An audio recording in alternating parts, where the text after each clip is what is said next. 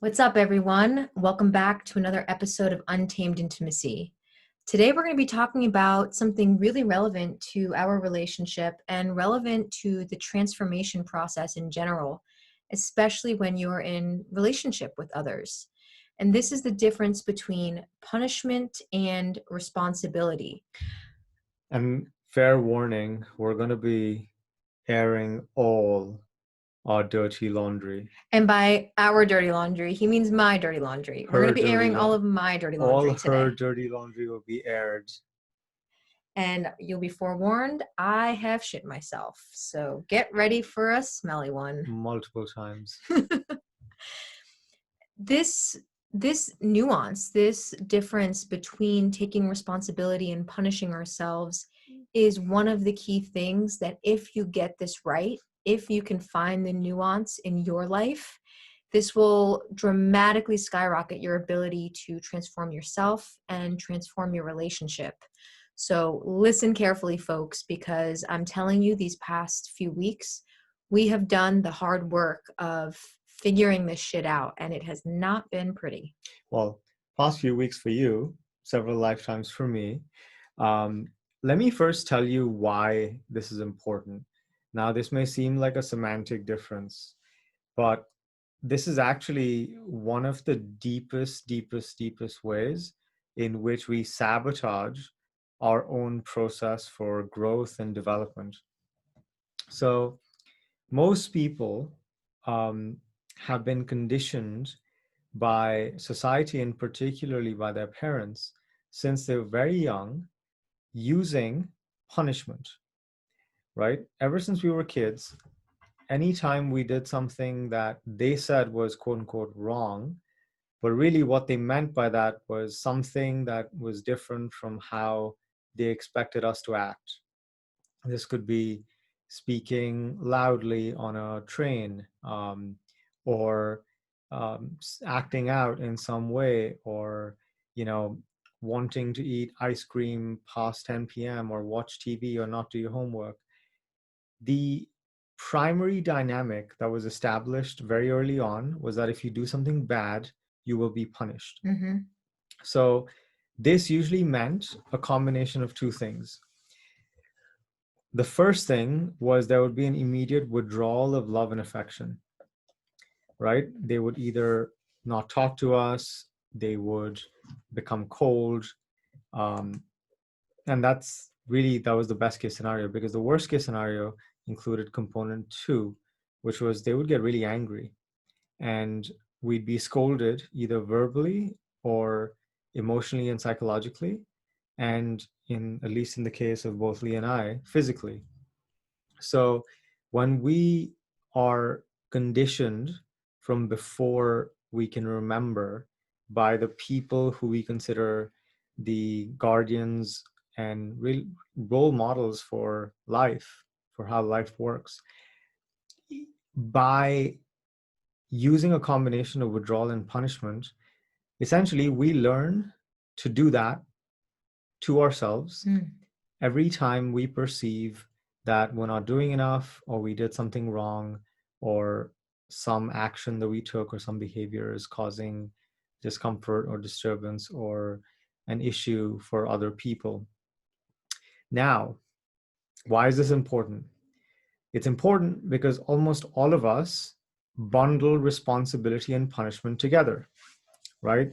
And because we bundle it together, what happens unknowingly is that we sabotage our own attempts at taking more responsibility. And so, Lee, what's been your personal experience with this? Well, something I want to add to what you said, Ani, is, kind of the fucked up part about all of this is that once we leave the household where our primary caretakers are, the punishment doesn't end just because someone has stopped reprimanding us for all of the quote unquote bad things we're doing or how we're stepping out of line.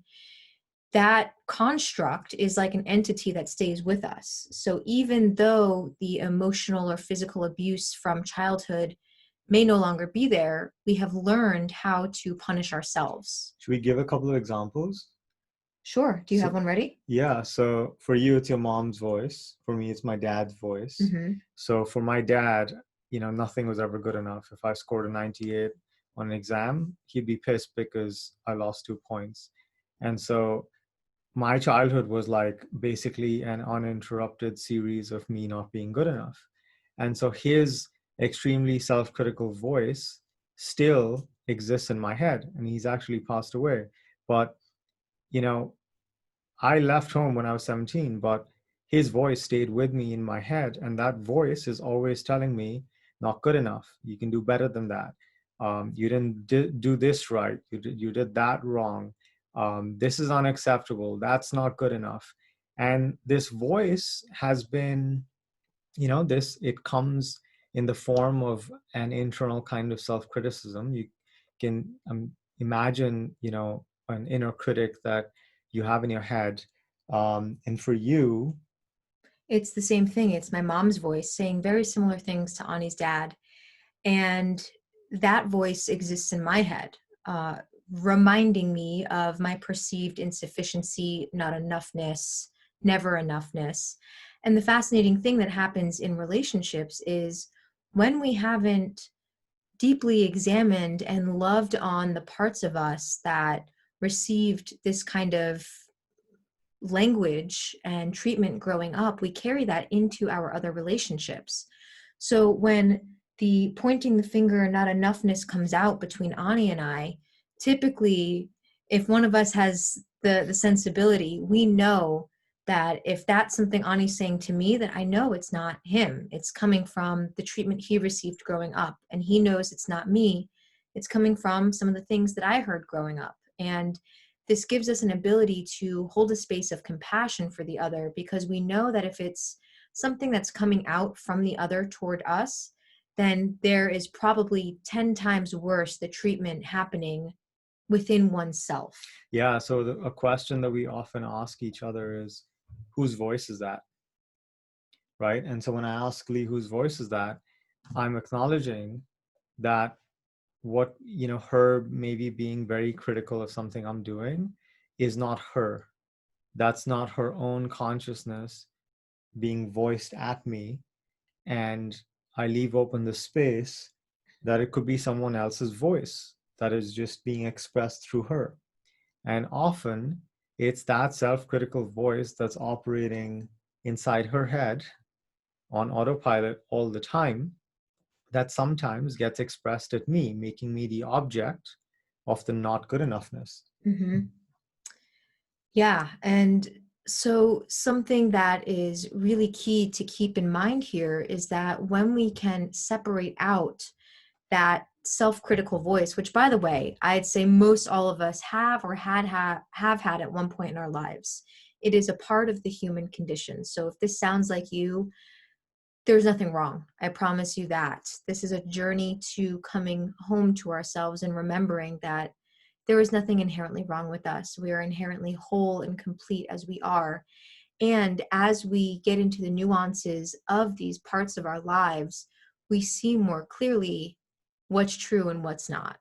And the thing is, for most of us, punishment has been coupled to learning, development, growth, right? Because punishment was the way in which they basically manipulated us into growing, right? This system of reward and punishment has been true for us, since we were kids. And the reward part isn't that great either, because that leads to that's a whole nother episode, but that leads to pleasure seeking um, behavior. Like, to do something that you don't feel like doing, you need to motivate yourself with your favorite food, or by indulging in something, in the consumption of something that creates pleasure. Because, so true story for me, my mom was an amazing cook. She still is, and one of the best cooks that I know. And her love language was food. So that's how she expressed food. So whenever there was a conflict or some sort of emotional disconnect, her response was to soothe it with food. Mm. So very early on, I learned to couple that reward mechanism with soothing my emotional discomfort. Now, for a lot of people, this turns into, addiction to, say, ice cream or chips or something. And over time, it gets really wired in. In this case, what we're talking about is the punishment part. So being incentivized to do certain behaviors by being rewarded with ice cream or chocolate or candy or soda as kids is something we can all remember. We can also remember being punished for doing something that was, not good or not good enough. So as adults, this punishment behavior becomes the default pathway for growth. So whenever we're trying to change behavior, say we're in a conflict with our partner, and say I always criticize my partner for a certain thing, and we figure it out and we say, well, it doesn't feel good to be criticized, don't criticize me. Now, if I'm trying to change that behavior and I attach punishment to it, if I punish myself for engaging in that behavior while I'm trying to take responsibility for it and change, what I'm doing is I'm creating a massive amount of internal resistance because no one likes punishment. And so this punishment creates a strong negative charge associated with that change. So what's going to happen is that the change isn't going to stick, or I'm going to try and sabotage that change. Right on. I'm glad you explained that, because that's how this works. And I think for many of us, we have motivated ourselves with punishment or with pressure so often because, again, that's what we were taught to do. But punishing ourselves really inhibits us from growth and transformation. One, typically when we are punishing ourselves or being punished, there's a sense of isolation. And this is what happens when you get sent alone to your room to think about what you've done, for example. And there immediately we lose the sense of connection and community with others, meaning we often find ourselves going down a deep, dark rabbit hole of separation, isolation, and that's when the shame gets piled on. Shame loves isolation, and that is how shame exists, by being kept as a secret. Now, when we bring back community and when we reach out and ask for support, when we share something in transparency with someone about what we feel ashamed of, there can be healing and growth and transformation in community or in connection with others. And this is really the opposite of how most parents and schools deal with kids. Because think about it, right? Schools, you do something that's perceived as wrong or misbehavior, you're sent to detention, you're sent to the principal's office. So you're exiled, you're excommunicated from your peer group, and you're sent off to a place where you have to be alone and deal, reflect on the consequences of your actions and your behaviors and all that stuff. And to a child, that's basically death at a, neurobiological level. When that happens at home, you're sent to your room, as Lee said, right? That's the best case scenario. Or if you're, if you grew up like me, you get the shit kicked out of you, right? And again, in that situation, when you're being punished, when love is being withdrawn, you're alone. And as when you're a child, this period of being disconnected from everyone else and everything else, which follows a certain behavior, it wires in a very dangerous combination. Because as kids, being alone means death, because we are so dependent on, our caretakers and caregivers for survival.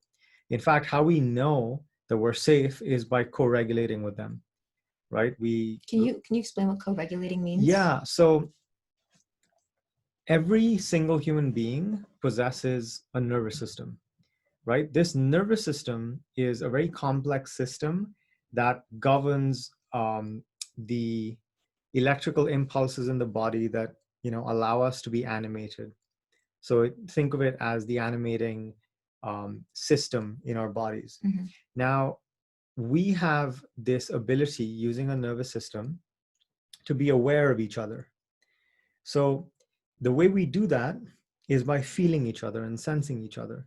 So right now, as I look at you, I feel you, right? I feel the life that is looking out through your eyes.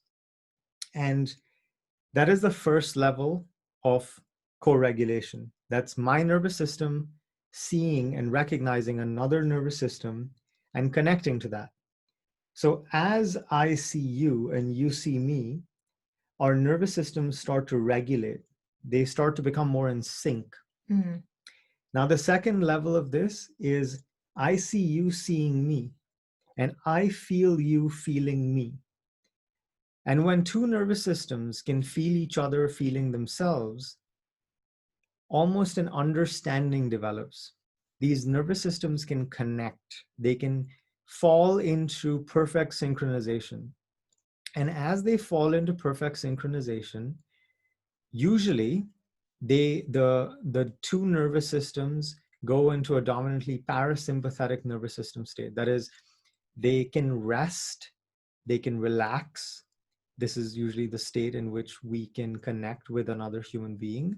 We can, our heart rate drops, our breathing gets deeper, we start slowing down, and we are in the state where we can feel ourselves, we can feel each other, and we can feel ourselves feeling each other.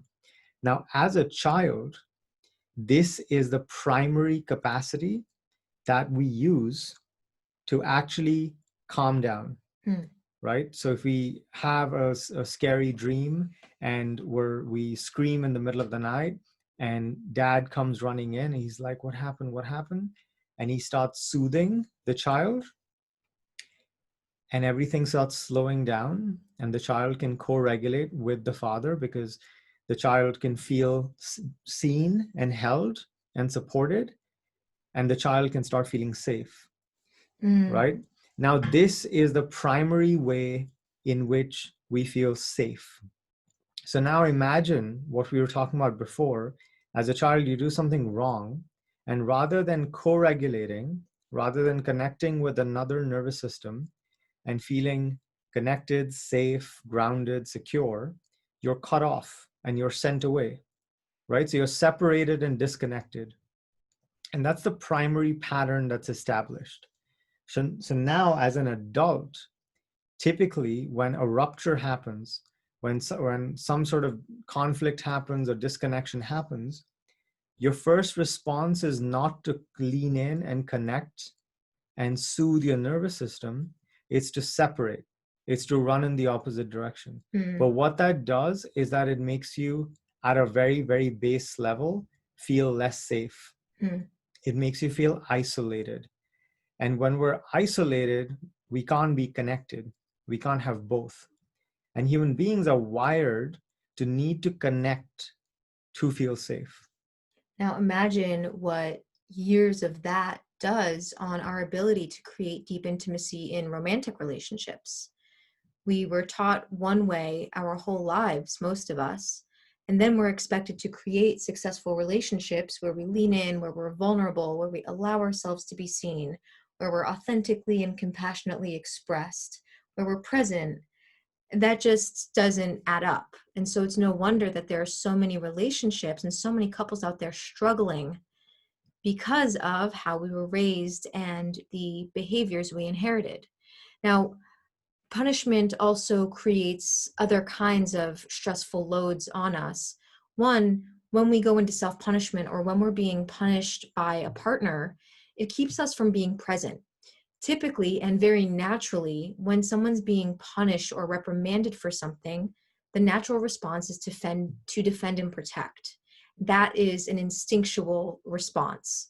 When we are in defense and protection mode, we cannot be present because all we are concerned with in that moment is protecting the sovereignty and wellness of our organism, whether that's emotionally, physically, or otherwise. And so it takes us out of being present. It takes us out of the ability to empathize with our partner's experience or to be compassionate to our own experience. And it also inhibits us from taking real responsibility from how we may have contributed to a given conflict or scenario. So there are a lot of things at play here. And like I had mentioned, when punishment happens, naturally, we can choose to show up as defensive. We may project our anger onto someone. We may point the finger back at them versus taking responsibility for our contribution. We may keep score. We may even receive a criticism from someone and then say, hey, but then you did this. And so that absolves me because you did it worse. We avoid taking responsibility. We avoid the situation. We avoid feeling the difficult feeling emotions because of the punishment, whether it's coming from our partner or ourselves. And a lot of us can tend to deny. And I speak to all of this from very personal experience because, as it turns out, very, very perfectly, one of the dynamics that Ani and I explored early on and throughout our relationship was being each other's parents. In some ways, he showed up as a representation of my mother because I hadn't done some of the deep exploratory work and healing around what it meant to be punished and what it meant to really take agency over my self-worth and self-acceptance. And so what happens in relationship is, because I hadn't really explored that, I made him my mother. And when she says explored, there's a very important distinction here, right? The more precise word to use is integrated. Now, one of the things that happens with dynamics like punishment is that if you're in the habit of punishing yourself, ask yourself this: who is the one that is doing the punishing and who is the one being punished, right? And you can almost see that there's two fragments of yourself. There are two aspects of yourself. There are these separate parts. And most people live as individuals, right? As one person with one name, with one social security number, with many parts. And these are fragmented parts of themselves. These are unintegrated parts of themselves that were created along the way as they were living life. And usually when we're kids, when we experience trauma, when we experience loss, when we experience intense experiences and emotions that were too much to deal with, what happens is that our system, to protect itself, basically goes into freeze. And for example, my dad used to beat the shit out of me when I was a kid.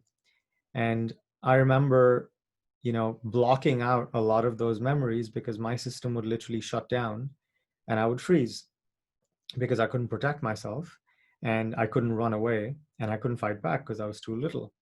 So in those situations, what happened was that a part of me was frozen and it was pushed down.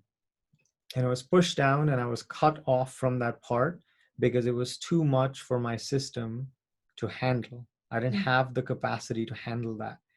And so when you add up all these experiences, when you add up all these events, what ends up is that we grow up to be adults with all these fragmented, frozen aspects of us, and we bring all of this shit into a relationship. And so when we show up to a relationship with all this stuff, and you can think about this as baggage, you can think about it as whatever, but I prefer to not use a pejorative term. I prefer the term unintegrated aspects because there's nothing good or bad about these things. It's just that these little pieces of us, like a broken mirror, has basically been smashed and kept in different fragments. And our journey to wholeness actually comes from integrating all these pieces together, right?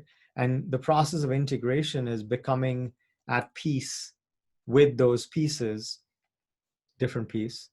And so we can restore the flow and the natural harmony and aliveness of our full spectrum individual. Yeah. Yeah, that's really, really good.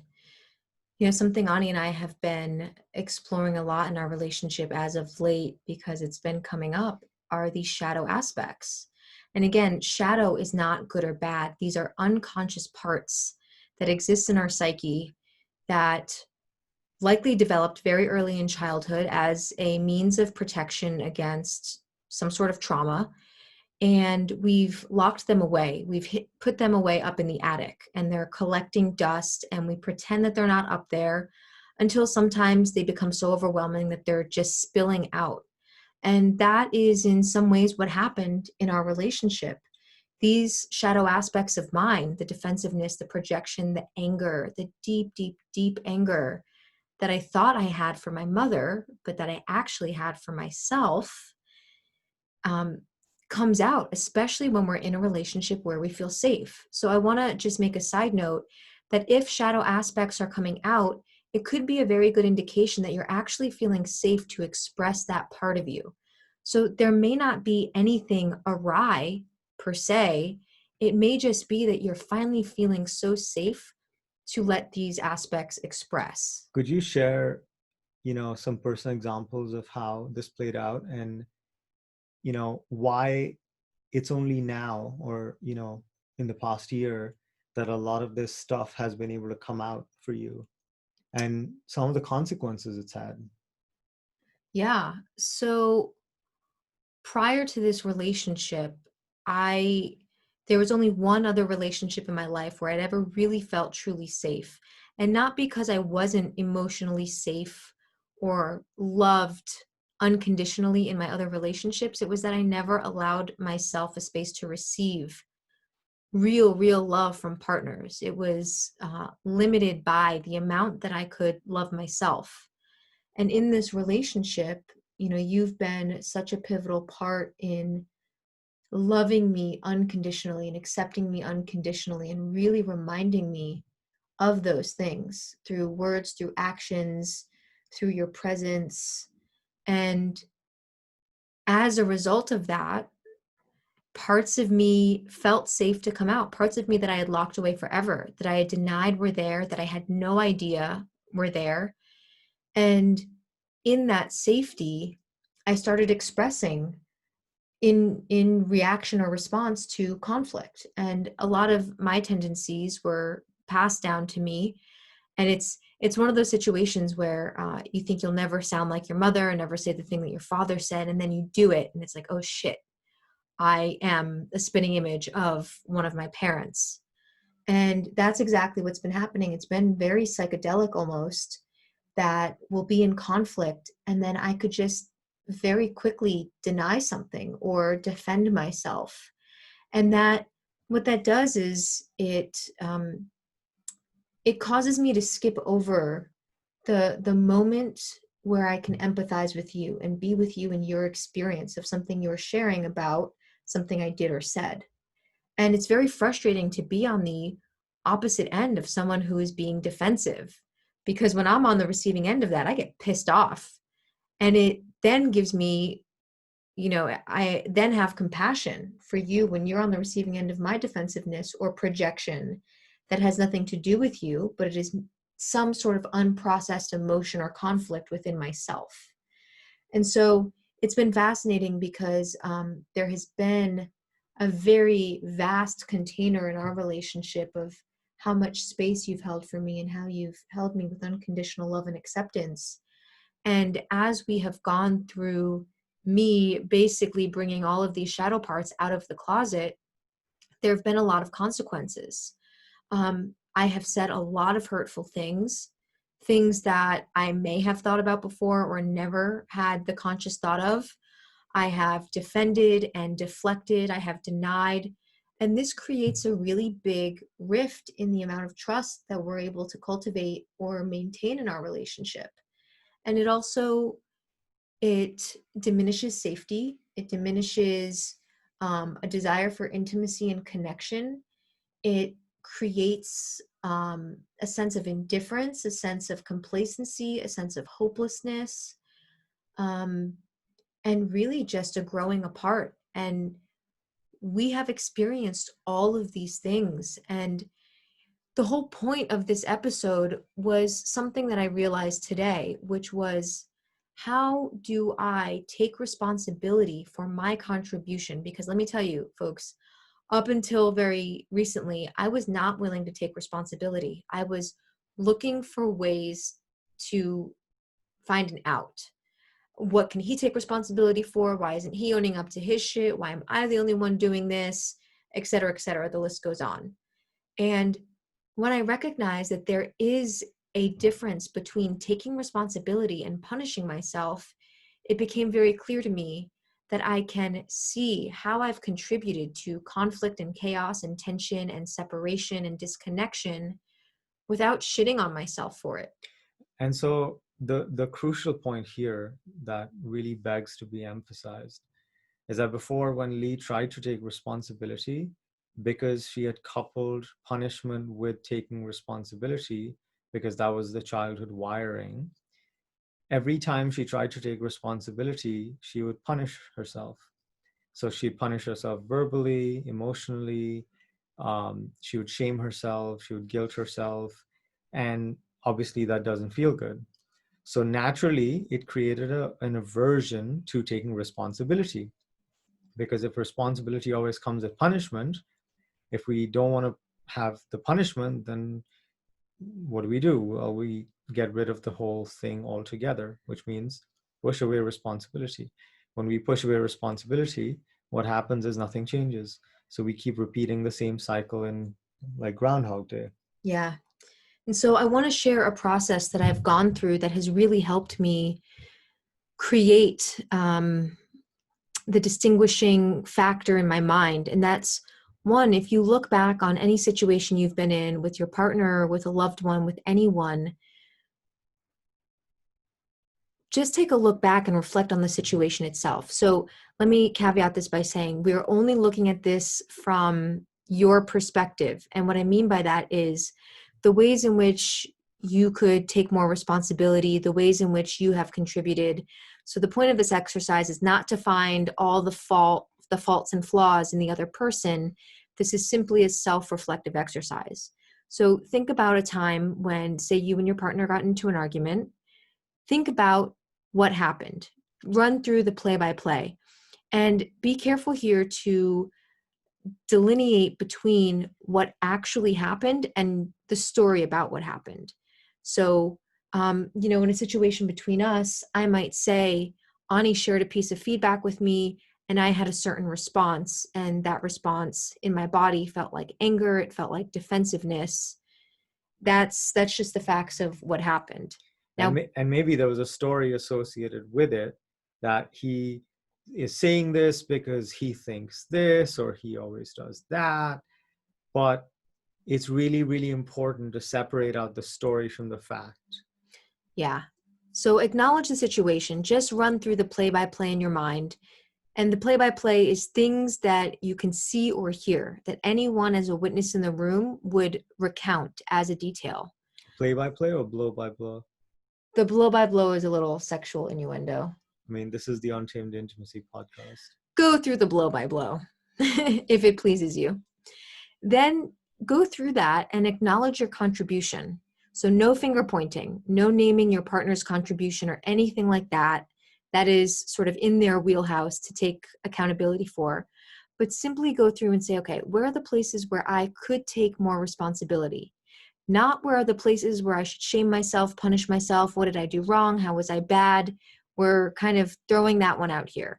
Just where could I take more responsibility? Because the big thing to remember here is that we are literally creating our lives and our realities moment by moment. So if we can get on board and take responsibility for how we're creating, then we will empower ourselves beyond our wildest imagination. And then after we acknowledge our contribution to the situation, even if an acknowledgement means I could have just kept my cool a little more and I didn't, I popped off a bit. And that was something I could take more responsibility for. Even if the other person was the one instigating the situation, I could have handled it differently. Acknowledging the impact of your contribution.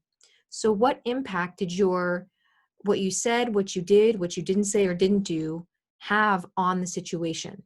And so when I acknowledge impact in conflict between Ani and I might acknowledge the impact that it's had on the fact that we've spent a whole day in conflict, or I might acknowledge his feelings of hurt and anger. I might acknowledge the impact that my words had on him. Then after we acknowledge the impact, making a commitment to what you'll do differently next time based on where you're taking responsibility. And I'm going to run through an example of this so you'll hear the language that I use. but choosing something different and creating an option for yourself in real time and giving your word to that new commitment and stating it so that your partner can hear it too and they can be a part of this possibility that you're creating. And then keeping practices and people in your life that are going to remind you of this commitment. So obviously your partner is going to be one because you're making this commitment to yourself and to your partner. And you can enroll the help of your friends. I've reached out to so many friends during this time and they have supported me greatly in doing this shadow work. And then practices, maybe it's a daily journaling practice or a meditation.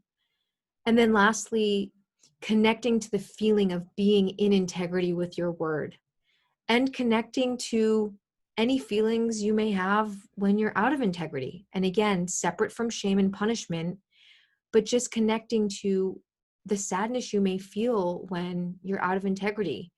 And there's nothing wrong with that, but you just realize that there are very real impacts to what it means to be out of integrity with your word. And then the opposite of that is connecting to how powerful and great it feels to really honor your word. And so what this might sound like in practice, if you're doing this with a partner, is hey, Ani, I want to acknowledge that And my and this is a real life example, right? I mean, yeah, I have so many to pull from.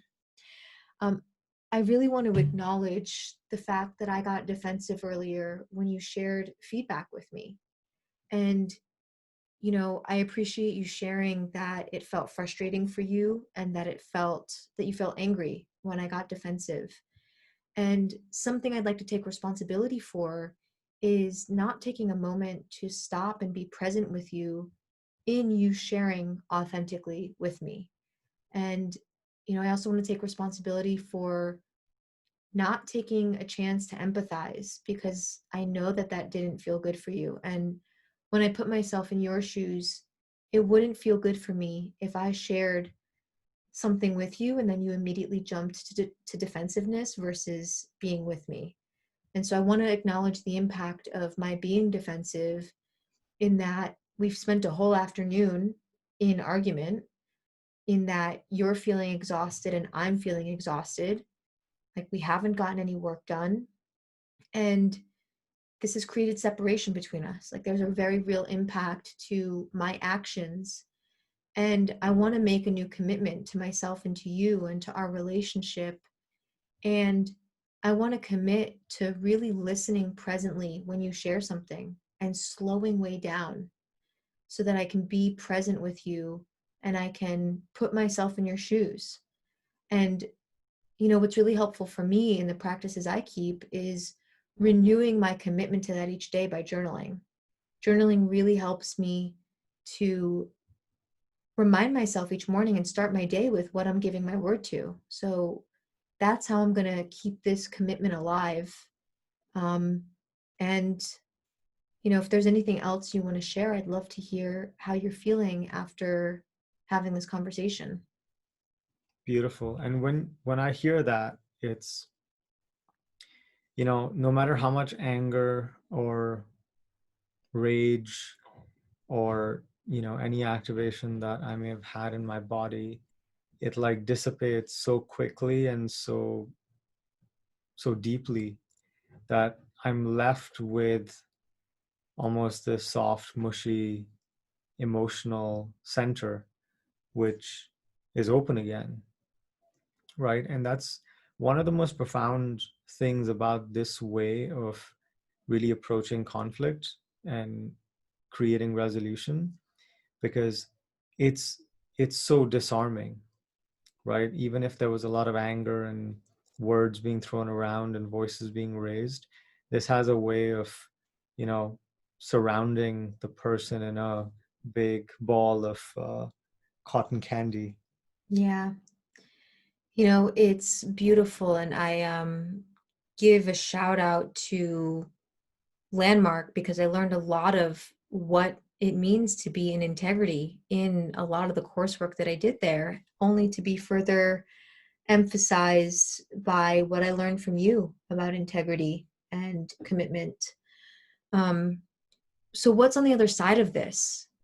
Because this taking responsibility can feel really, really scary. and challenging and new and unknown and uncertain. But like Spider-Man says, with great power comes great responsibility. So power, just immense amounts of personal power and agency and sovereignty are on the other side of us taking radical responsibility for how we're showing up.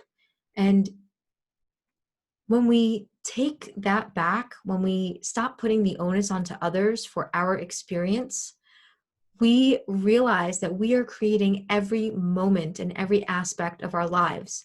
And then that just opens the door to, okay, like, what do I want to create? I can create anything. Do I want to continue to create conflict and hardship and separation and stress and illness? Or do I want to create connection and intimacy and love and desire and all the things I could ever dream of?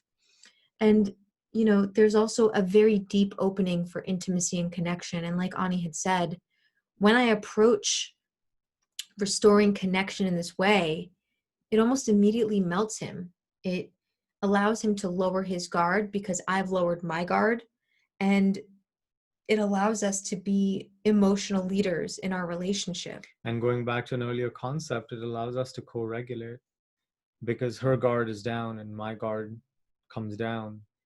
I can feel her and I can feel her feeling me, right? I can feel the care and the empathy and the concern and the desire to heal and reconnect. And when I can feel her and I can feel her feeling me and she can do the same, then our bodies can do what they've been designed by millions of years of evolution, which is to fall into the state of synchronization. And in that state of synchronization, we feel connected, we feel bonded, we feel safe.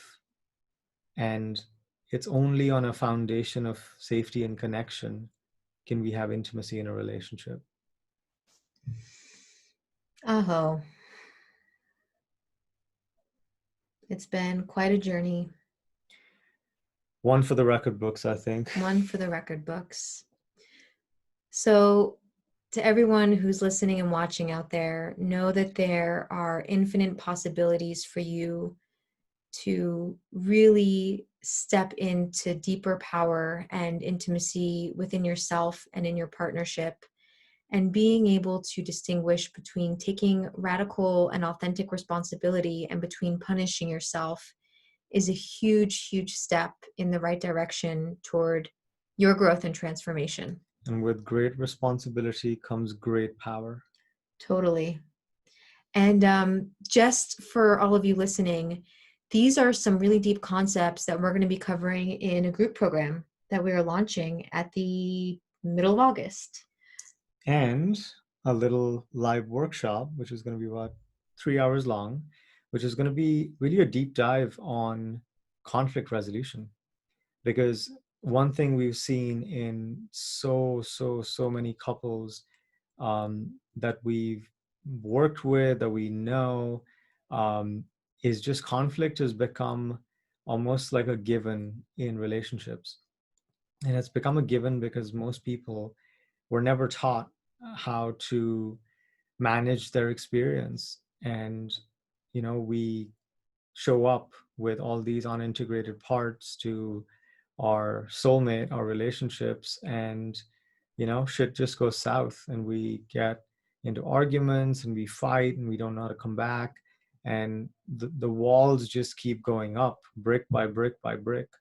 And so we've developed a process for rapidly dismantling conflict, any kind of conflict, and we're really excited to bring that to the world. So we'll be hosting a workshop. It's going to be super affordable, $27. It's going to be like 2 to 3 hours long, and we're going to teach you how to resolve conflict, deepen connection, come back to a state of reconciliation. We're going to teach you why these conflicts appear and what to do about it when they do rear their heads. And we're going to teach you a process to go from any kind of conflict to connection in 5 minutes flat. And we're going to do some hot seat coaching. It's going to be amazing. So if you're interested in that, shoot us an email hello@untamedintimacy.com, and we will add you to the waiting list. Beautiful. This has Amazing. been such a pleasure, and I hope you've enjoyed our dirty laundry. We do this because, we're real people like you, and we really believe in walking our talk. And this is not just the work we do, but this is literally the practice we're in every second of every day. So we're going to be sharing more of these, real life insights that are coming from lived experience and a lot of work and a lot of learning and a lot of, just trial and error and experimentation. Lots of failed relationships before we started to crack the code. So thank you for joining us. We love you so much, and we wish you so much joy and intimacy and connection. Peace.